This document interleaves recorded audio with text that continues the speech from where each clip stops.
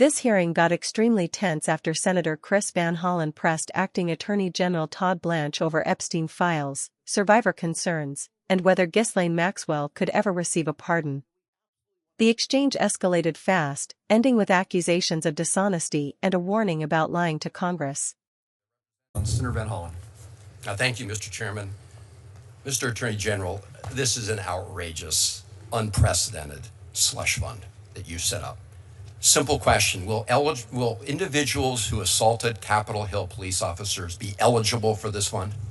Well, as it makes plain, anybody is just let me know if they're eligible for the fund. As was made plain yesterday, anybody in this country is eligible to apply if they believe they were victim of weaponization. Mr. Attorney General, let me ask you this. Are there going to be rules that say that if you've assaulted a Capitol Hill police officer or committed a violent crime, you will not be eligible? Why not make that a rule? I expect that, because I'm not one of the commissioners setting up the rules, I expect that there will be rules. You're appointing 4 of the 5 members, aren't you, Mr. Attorney General? Pardon me? You're appointing 4 of the 5 members. I am appointing all 5 members. You can certainly set up the rules. I would hope you would make a rule that anyone convicted of assaulting a police officer of a violent crime is simply not eligible. They should not apply. Well, let me ask you this, because you compared it to the Keepsiegel case. But I think you know full well that in that case, the settlement agreement was approved by a federal judge, including the payments to people who were not originally parties to the lawsuit. No federal judge has approved this fund, have they, Mr. Attorney General? No federal judge did approve this. So that's a big difference between this case and the case that you compared it to. No, it's not. Well, did a judge sign off on this case? No. A judge did sign off on the other one. Yes, but your question was whether it's a big difference. It's not. Of course it is, because that allows for an independent person to look at it rather than the There was no independence. There was no independence. Attorney. There was a single commissioner. A judge signed off on it. A judge had nothing to do with deciding the money. There was a judge who looked at it and signed off on it. So to compare that case to this one is incredibly deceptive.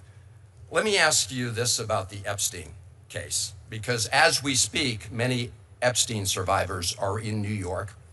They're reading portions of the Epstein files about the abuse that they suffered. Otherwise, they might have been here with us today. At a House hearing, your predecessor refused to acknowledge the pain experienced by some of those victims when the administration improperly released their names in identifying information. So I want to know where you stand. I spoke to the representatives of some of the Epstein survivors yesterday. They are extremely frustrated that you keep calling for people to come forward with more evidence, but you have not met with them to hear their stories. So simple question. If I connect you with these survivors, will you meet with them? Absolutely. And what you just said is false. I have met with them. I've met with many of the lawyers for the survivors of victims, as did Attorney General Bondi. So whoever told you that, unfortunately, gave you bad information. Okay. But I would encourage them. I would encourage them to reach out to the Department of Justice, because like we do every single day, we absolutely care for victims, and we absolutely want to hear from them and their lawyers. Well, I've been told directly from the representatives they've not had a chance, at least this group, to meet with you. So did they represent that they asked? So I'm glad to hear that. Did they represent they asked for a meeting? Can I ask you to commit that the Justice Department will not recommend a pardon for anyone named in the Epstein files? Can you repeat that question? I'm sorry. I didn't hear what you said. Can you commit that the Justice Department, you, the Acting Attorney General, will not recommend a pardon for people named in the Epstein files? When you say people named, there's tens of thousands, hundreds of thousands of, quote, people named. How about Ghislaine Maxwell? Can you commit that you will? Yes, I can commit to that, of course. Okay. Let me go back to this slush fund, because there's also an individual who, after being pardoned by the president, went on to molest 2 children. And that person actually tried to buy the silence of these children by saying that he would pay them some of the funds that he was hoping to get from your slush fund. Can you commit to making the rules so that that person is not eligible for a payout under this fund? Well, you're obviously lying in your question, because there's no way that this person committed to that the slush fund, as you call it, which is not, didn't exist. I'm sure, but I can commit. Mr. Attorney General, don't ever do that again. I am reporting what again? what he said. He said on the expectation that he hoped to get some of the funds from a payout. He's been From hearing the, you said from the slush fund, Senator, and that didn't exist when he said that. This is the fund that the president and all of you have been telegraphing all along that you're going to use to help the president's friends. Can you point to Mr. a single Attorney General, telegraph I have a last made? question. What telegraph did I have a last question for Okay. you. Do you know that it is a criminal offense to lie to Congress? I am very well aware of that. I'm glad to hear that. Thank you. What started as a debate over a controversial compensation fund quickly transformed into something much bigger after Senator Chris Van Hollen shifted the hearing toward one of the most politically explosive subjects in America right now: Jeffrey Epstein, Ghislaine Maxwell, and whether powerful people connected to that scandal are being protected. And from the moment Van Hollen pivoted to Epstein, the tension in the room noticeably changed. At first, the hearing focused on a controversial fund connected to January 6 defendants and questions about whether people convicted of violent crimes, including assaults on Capitol Police officers, could potentially receive payouts. Van Hollen aggressively challenged the Justice Department's handling of the fund, calling it an outrageous political slush fund and accusing the administration of setting it up to reward Trump allies. But the hearing became far more explosive once Epstein victims and pardons entered the conversation. Van Hollen raised concerns that survivors and their representatives felt ignored while the Justice Department continued publicly discussing the Epstein files. He specifically pressed Todd Blanche on whether he would meet directly with survivors and their attorneys. Blanche pushed back, insisting he had already met with many lawyers representing victims and claiming Van Hollen had been given inaccurate information. But then came the key moment that immediately grabbed attention. Van Hollen asked whether the Justice Department would commit to not recommending pardons for people connected to the Epstein files.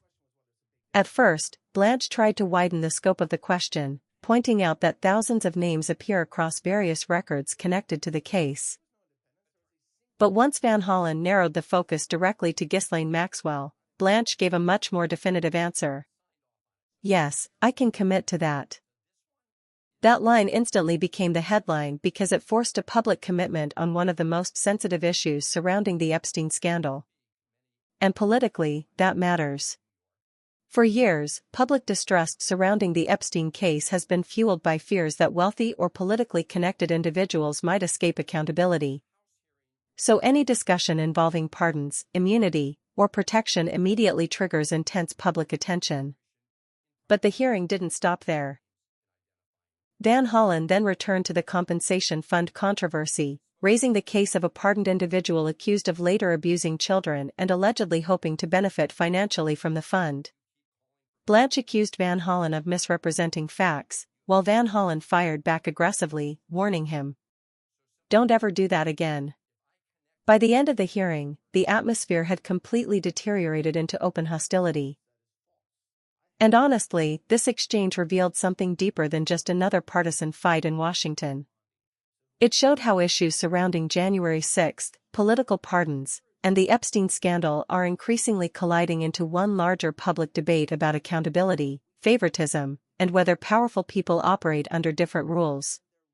Van Hollen's strategy throughout the hearing was clear. Force Blanche into making public commitments while tying broader administration actions to concerns about protecting political allies. Blanche's strategy was equally clear. Avoid broad legal traps, defend the department's actions, and push back hard against what he viewed as politically loaded accusations. But what made this hearing especially powerful is that it touched on issues where public trust is already deeply damaged.